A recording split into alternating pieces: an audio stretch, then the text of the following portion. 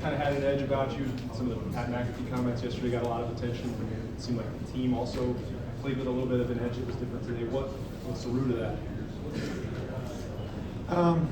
There's probably a lot that goes into it, but that's the way you got to play the game of football.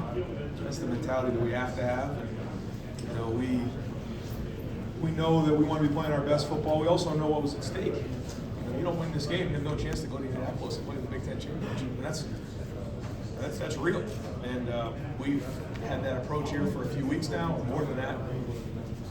And I got to say, I thought the crowd was awesome. Awesome. I thought our guys played with great passion. I thought the two of them just, played off each other the entire game. I think the fact that they had to go to a silent cadence didn't make a difference in this game. It certainly did. They tried to clap early, they couldn't. They went to the silent cadence, and that made a huge difference in the game. So, give the fans so much credit. I thought they brought great energy. I thought during Caleb's return, it was one of the loudest I've heard in a while. And but our guys just played with the chip today, and that's the way you got to play the game of football. Over to the left, Rob Aller, Columbus Dispatch. Yeah, Ryan, are you heading to Vegas right after this since you guaranteed a punt return for a touchdown and it came to fruition? What did you see there? And was there ever a question of him not returning in terms of injury or the risk reward there? Yes. Oh yeah. We take everything into consideration, and we made the decision a couple weeks ago that we felt Caleb, about midway through the season, after the Oregon game, we just felt like Caleb needs to be more involved, to make more impact on games. I think that what's been happening on defense, has kind of shown that that's happened, and then we felt like as a punt returner, he was dynamic with the ball in his hands. When he was in high school, I saw live and in color. I felt like he could play running back here at Ohio State. And when you're in the special teams, meetings every day and putting the work in that these guys are putting in, it's a great example to the other players that you may not see the results, but if you trust the process, good things are going to happen. And now we've had 3 weeks in a row. We've had a punt block, and then and now a punt return for a touchdown. Those are big plays, and in matchup games, those are the things that we got to have. I felt like we made some good personnel changes there. Brian Hartline deserves a lot of credit. He's the one that heads up the punt return, and he and Rob Keys. I mean, it's everybody. We all coach it. Tim Walton coaches the jammers, which I thought Denzel and Jermaine did a great job on that play. I'm going to go back and watch the film, but there was great effort on that play. And so that's one of those things we got to make sure that we celebrate the efforts on those plays, because those are game-changing plays. But give Caleb all the credit he deserves. I felt like we had a chance to return it based on what had happened earlier in the game. If the Jammers gave us a chance, the punt was a little short. I said, "Oh, here we go again." Because we've had a lot of short punts. It bounced off the turf, and Caleb, decides he's gonna return it. Made a few guys miss, and then just some great effort on that play to go turn good into great. Again, a game-changing play.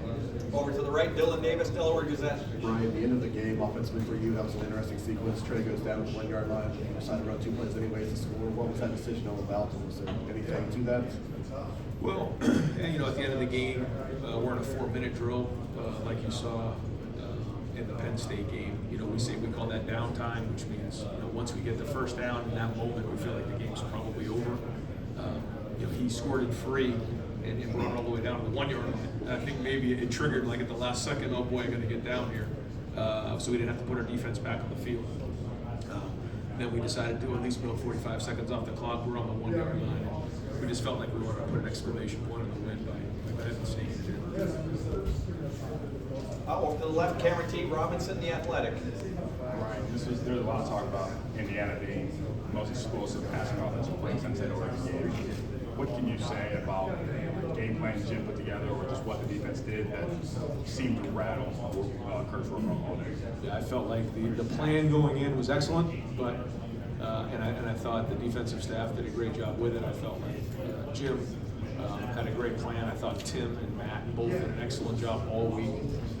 I thought Larry's guys played with their hair on fire. I thought James did a nice job. So I think everybody on the defensive side deserves credit.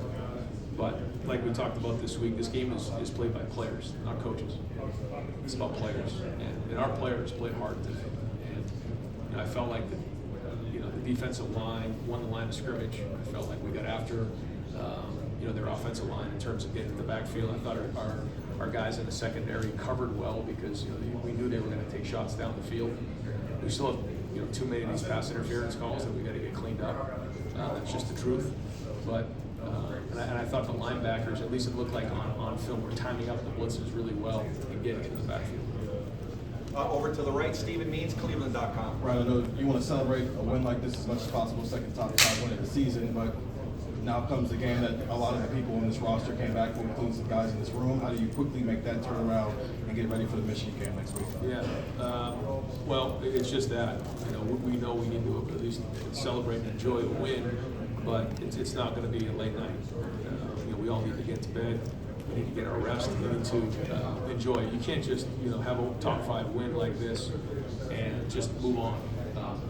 The minute it hit 000 on that clock, it was on to the team up north, on to the rivalry game. We know what's coming and how important this week is for everybody in the state of Ohio, Buckeye Nation, most importantly our team and our obligation to play really well next week and win that game.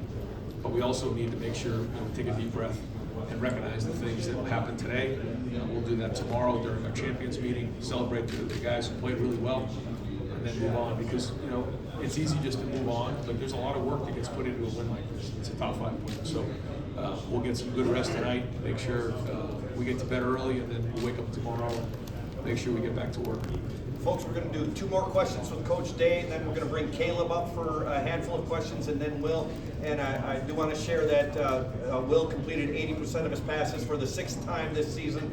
That's a single season and a career record. No other Ohio State quarterback's ever done it. Spencer Holbrook, Letterman Row. Yeah, on that subject, Ryan, Will's start, I think he was 14 of 14, and was really seemed to spin it.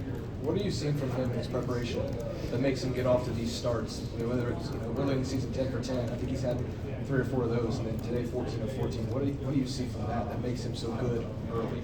I think Buckeye Nation is now seeing after 11 games, this guy is a winner. He's tough.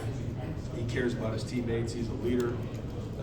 There was a tough spot this week when we lost Seth in practice, and he, along with the offensive line, Donnie, Josh, really just raised the spirits of everybody. And that's hard to do when you lose somebody who's made such an impact like Seth. But he's got great resilience, great toughness. He's the heart and soul of our team. But there's more to it than just Will. We look at the way Travion ran today. I thought Travion played his tail off today. How hard he ran, how physical he ran. I thought Quinchon had some good runs. But Carson Hinsman stepping up and playing center, and Austin. So there's a lot of things that we need to celebrate. And after a game like this, and you feel like you want to make sure you're recognizing those guys. But like somebody said, it's going to be on to the next game quickly. We got to learn from it, keep growing, because there is some things coming out of this game that I wasn't very happy with. Especially the way we're down in the red zone, don't get in early on. We have a turnover there in the red zone. I mean, that could have been a whole different score at halftime. That was not good. But we were resilient. The crowd just kept swinging. I mean, it was awesome. You could just feel the crowd was like, there's no way this thing's going to go any other way. And that's kind of how it all played out. Final question for Coach Dave. Bill Rabinowitz, Columbus Dispatch. Just kind of talk about it a little bit, but I mean, the storyline with the offensive line coming into this game. How do you think it held up? Run game wasn't spotty. There's no stats. Yeah, well, we can look at the number of plays. I mean, they were huddling, we were huddling. We ended up with 55 plays on a short field. So, the numbers aren't going to be as gaudy as maybe like we talked about in the past. When we're talking about 55 plays, that's 30 less plays than we used to get. So the numbers don't look that way. So I'll go off of what I saw on the field. I felt like guys were getting after it. I felt like, some of the plays that guys were just straining. And this style of defense, there is people moving every play and shifting and changing the fronts. And there were times where there were free guys in the hole, and I thought running backs, ran downhill. But the game plan was that, if there might be a couple free guys, near the line of scrimmage, but we were going to come off the ball and not play hesitant, trying to figure all that out. I think they played hard, and I thought they protected well when Will was in pass protection. Coach, thank you very much.